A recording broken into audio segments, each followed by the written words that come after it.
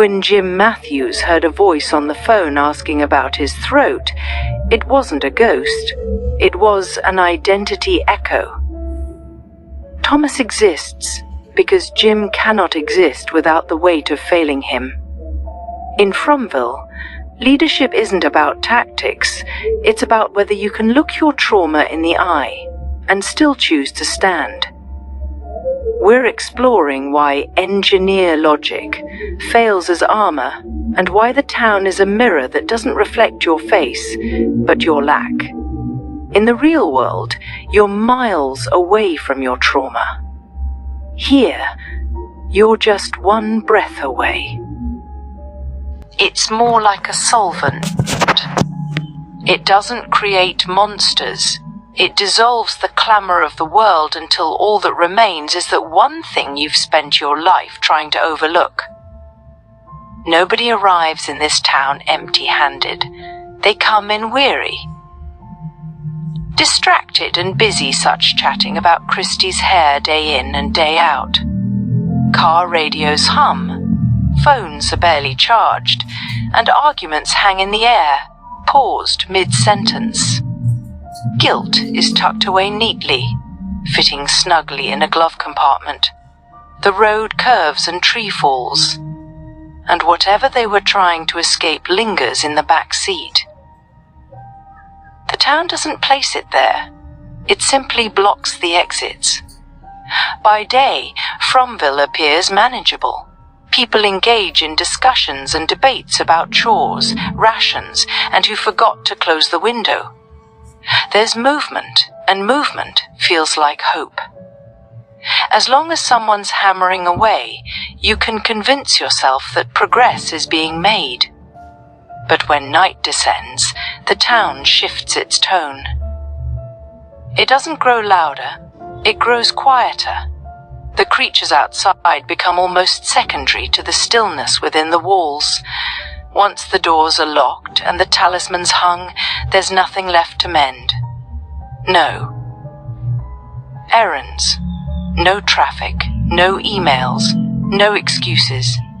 No theories about crossing the fallen tree to solved from in an instant. In the normal world, we use paint. We cover our psychological cracks with distractions a deadline. The internet. The mindless 9 to 5 scroll. Fromville's role is to strip that paint away. The silence in Fromville isn't empty. It's a canvas waiting to be filled by whatever you bring. The creatures only come at night, because that's when the external quiet reaches its peak. When the day's noise fades, your internal volume rises. Just breath and memory. Just the sound of your pulse asking questions you've never answered. Jim used to solve problems for a living. Circuits made sense. Signals followed rules. If something made noise, there was a source. If a system failed, there was a reason. In his previous life, grief could be postponed. Work filled the hours, and being useful felt like an absolution.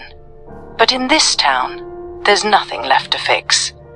So when the phone rang, it didn't introduce something new, it removed the last distraction. The voice on the line didn't command him, it simply asked, "Dad, is your throat still okay?" It spoke a name that never fully grew. Thomas. In the normal world, that name lived far away behind traffic lights, deadlines, and the comforting illusion that time heals all wounds. Here, there's no distance. The town doesn't create the voice, it simply removes the barrier between Jim and his own failure. Thomas exists because Jim Matthews cannot exist without the weight of Thomas.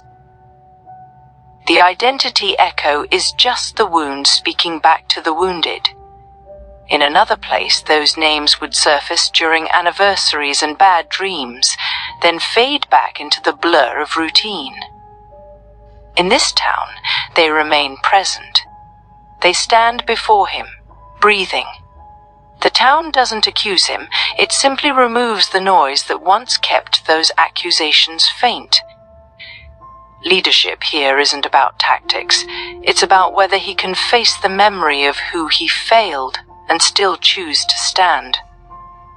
Sarah used to survive by reacting.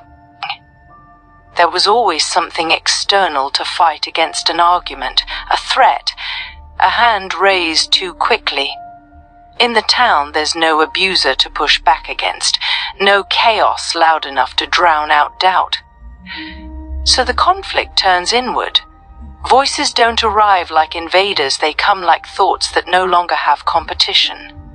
When silence grows thick, even a whisper feels prophetic. Some people endure. Victor learned silence when he was young. For him, the quiet isn't new, it's an old companion.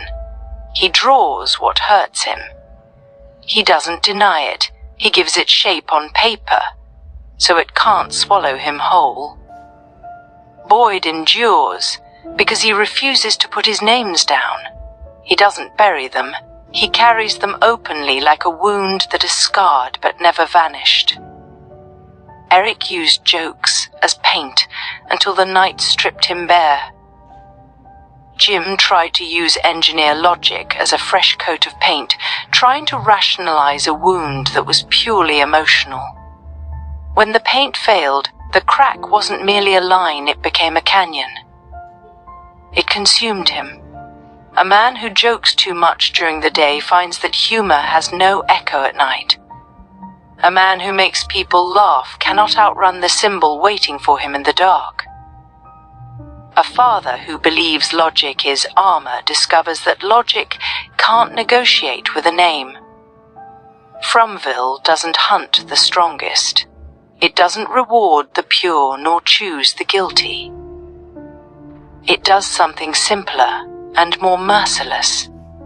It collapses the distance between a person and the thing they've never finished facing. In the world outside, that distance can stretch for years. It can be padded with success, numbed by distraction, softened by noise. When Khatri died, the moral floor of the town dropped.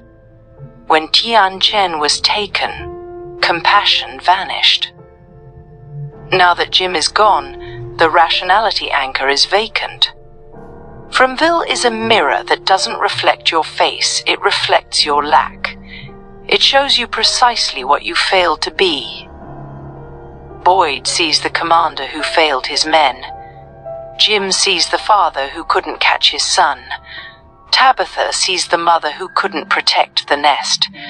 The horror isn't being pursued by monsters with human faces, but standing one breath away from the part of yourself you never admitted existed. In the normal world, you're 10 miles away from your trauma. In Fromville, you're just one breath away. When that distance shrinks to nothing, most people lack the breath to survive the air. In this town, it's the length of a breath. One. Inhale, one memory, one name spoken without static. When the distance disappears, when the wound stands directly in front of you, there are only two outcomes. You recognize it as yours, or you try to deny it, and it grows larger than you. The town doesn't decide which path you choose, it simply ensures you cannot look away.